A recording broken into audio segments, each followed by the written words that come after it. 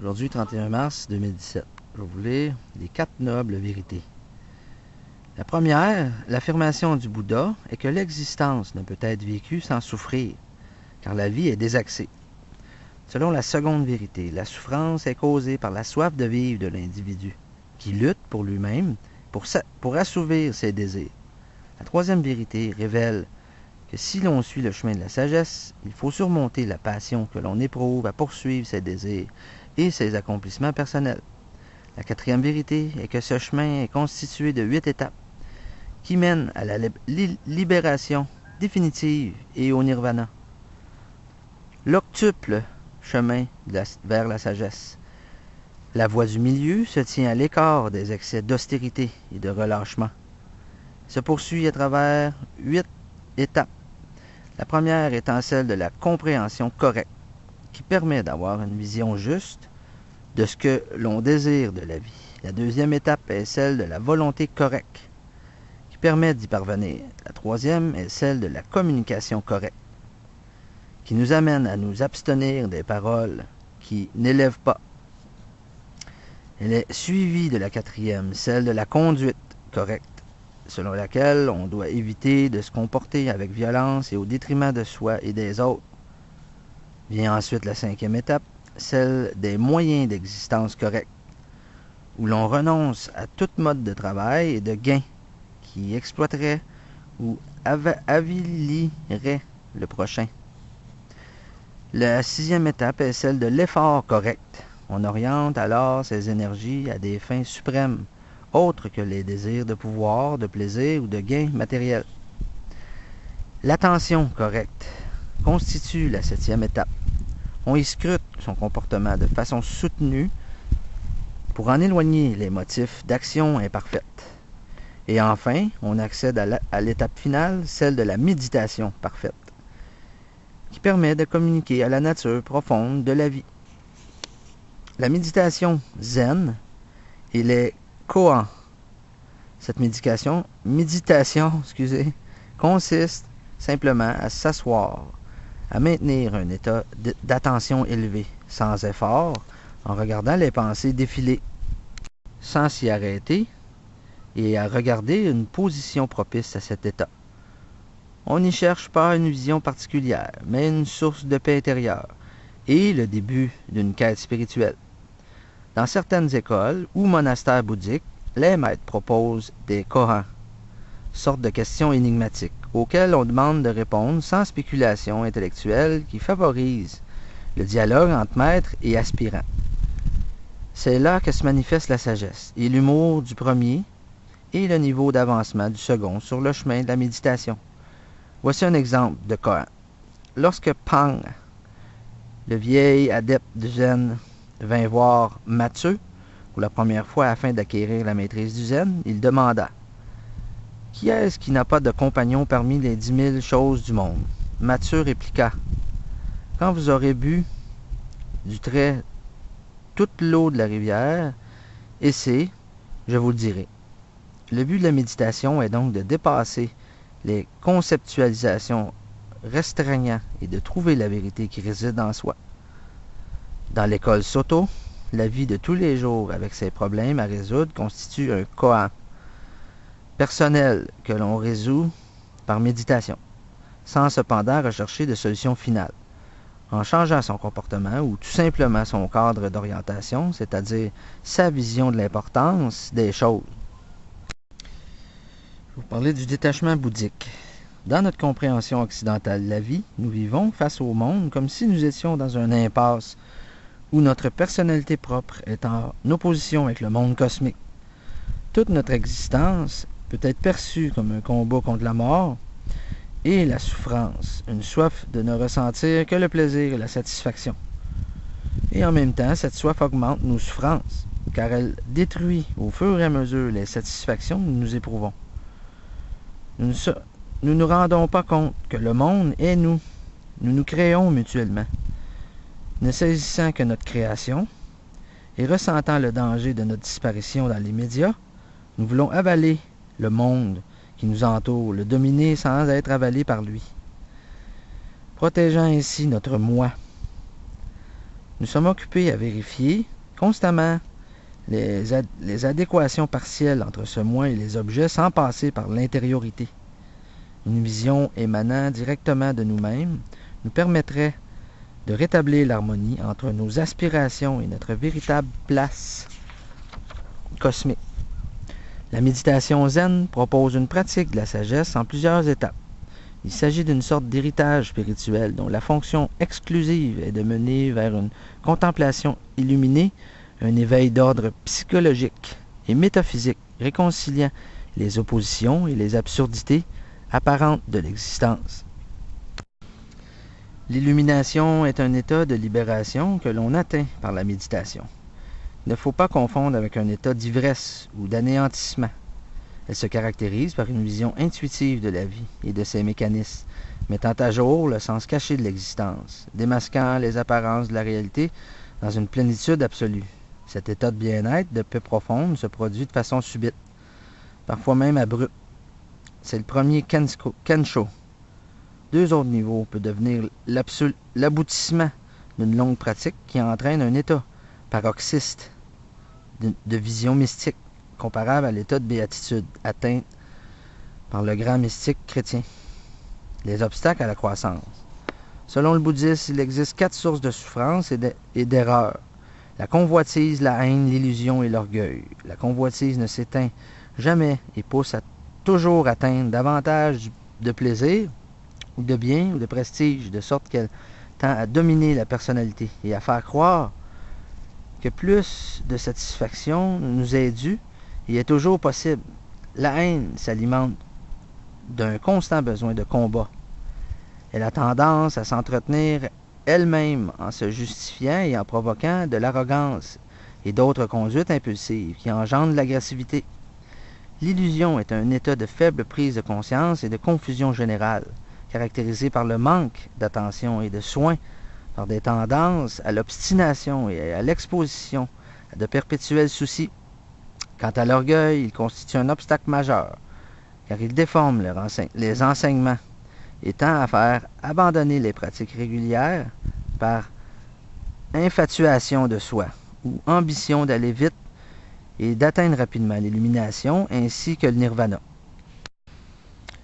Je vais vous expliquer les 12 lois karmiques. Dans la première, tu as la neutralité. La deuxième, accord. Troisième, la leçon. Quatrième, cause à effet. Cinquième, équilibre. Sixième, attraction. Septième, connexion. Huitième, expansion. Neuvième, dévoilement. Dixième, valorisation, enrichissement. Et 11e, possibilité. 12e, l'amour universel. Les mécanismes. Les pensées deviennent des mots. Les mots deviennent des comportements. Les comportements deviennent des habitudes. Les habitudes deviennent des valeurs. Les valeurs deviennent la destinée. Le monde, dans sa réalité concrète, est complexe et innombrable, presque à l'infini. Afin de le comprendre, nous sommes contraints d'abstraire et de généraliser. En d'autres termes, d'omettre ce qui nous plaît sur le moment de considérer comme étranger à la question et de réduire ce qui reste de diversité à quelque forme d'homogénéité. Ce que nous comprenons, ce n'est jamais la réalité concrète telle qu'elle est en soi, ni même telle qu'elle paraît être à l'expérience immédiate que nous en voyons. Ce que nous comprenons, c'est notre propre simplification arbitraire de cette réalité. Ainsi, celui qui fait des travaux de science naturelle, abstrait, de la réalité concrète, de l'expérience immédiate, uniquement ceux de ces aspects qui sont mesurables, uniformes et moyens. De cette façon, il peut, à condition de négliger les qualités, les valeurs et les cas individuels et uniques, parvenir à une compréhension du monde limitée, mais extrêmement utile pour certains besoins. Là, je vais parler de la conscience et de la vigilance active. Traditionnellement, la psychologie occidentale reconnaît 2 états de conscience propres à tous les individus. Le sommeil, d'une part, considéré comme une période de repos, et l'état d'éveil ou de vigilance active, d'autre part. Ce dernier correspond à une activation de tout l'organisme qui permet à celui-ci de capter, de sélectionner et de traiter Toutes les informations du monde extérieur, d'en stocker certaines en mémoire ou de réagir à d'autres par des comportements appropriés ou non, selon les expériences ou les apprentissages antérieurs. L'état de vigilance est donc celui de l'adaptation à la réalité extérieure. Cet état de conscience normal est cependant un état qui n'a pas de réalité en soi. C'est en effet un état idéal qui se traduit essentiellement par notre capacité de décoder et de répondre efficacement aux stimulations du milieu, d'une façon acceptée par la plupart des membres du groupe social auquel nous appartenons. Cette manière de réagir, on nous l'a inculquée dès notre plus tendre enfance. Ainsi, comme le note le neurophysiologiste John Cunningham Lilly en 1980, les pensées que nous croyons posséder en propre sont prédéterminées et conditionnées à 99% par des pensées étrangères. Nous croyons que la conscience que nous avons des choses et la façon dont nous y réagissons sont personnelles, mais elles sont en fait un ensemble de structures mentales élaborées par d'autres depuis des générations. Nous ne faisons la plupart du temps que les reproduire et les répéter afin de rester en harmonie avec la réalité extérieure, physique et sociale. La façon dont nous prenons conscience à la fois du monde extérieur et de notre monde intérieur se transforme, elle aussi, au courant de la journée. Notre façon de décoder les événements sera en effet très différente selon que nous sommes détendus ou anxieux, excités ou près de l'endormissement. Le traitement des informations varie donc de façon parfois importante en fonction du niveau d'éveil et en fonction de la vigilance de l'organisme. Donald Holding Ebb, en 1955, a tenté d'illustrer cet état de fait par le graphique reproduit. Celui-ci montre que le niveau de vigilance augmente avec le niveau d'activation de l'organisme et que l'ajustement que permet la vigilance de l'organisme risque de se détériorer à partir d'un certain point si l'activation de l'individu se trouve augmentée de façon trop importante. Ce peut être le cas suite à une motivation trop forte ou à une grave perturbation émotionnelle. L'étudiante qui doit à tout prix réussir un examen risque de perdre la concentration nécessaire à la compréhension des questions. Le sportif qui vient d'apprendre la fin de sa liaison amoureuse risque pour sa part de perdre tout intérêt pour le match de championnat qu'il va disputer. Jusqu'à tout récemment, cette conscience de surface, comme l'appelait Pierre Etevernen en 1984, était considérée par la psychologie scientifique comme le seul aspect normal digne d'être étudié. Selon cette conception classique, une faible activation entraînerait l'individu dans l'endormissement et l'état de sommeil, et une activation trop forte provoquerait l'apparition de comportements désorganisés, considérés comme pathologiques dès le moment où l'individu se montre incapable d'assurer un retour à l'équilibre. Chaque jour, toutefois, on accumule des nouvelles données, des nouvelles connaissances sur le fonctionnement du cerveau et de ses neurotransmetteurs, ainsi que sur la façon dont se modifie constamment l'activité électrique cérébrale. De plus, certains chercheurs, psychologues ou physiciens manifestent un intérêt grandissant pour la façon dont la culture orientale envisage la vie dans sa totalité, non pas comme une série de phénomènes à expliquer, mais bien plus comme une partie intégrante de l'univers, à l'unité duquel elle participe. L'attention des Occidentaux se porte donc de plus en plus sur la manière dont cette expérience mystique de l'unité globale est ressentie à travers la méditation et l'état de transe par les maîtres de la philosophie orientale. En Occident, des expériences comme celles que des sujets ont vécues dans un caisson d'isolation sensorielle permettent notamment d'envisager par ce détour l'exploration de l'espace intérieur. De son côté, l'étude de l'effet de ces drogues, à usage thérapeutique ou non, progressent et permettent d'approfondir la connaissance des mécanismes du cerveau et la façon dont ils peuvent être liés et altérés. Même des comportements considérés habituellement comme anormaux, tels que celles liées à la schizophrénie ou à la dépression, sont de plus en plus envisagés comme une façon de rechercher un équilibre interne face aux pressions de la réalité extérieure.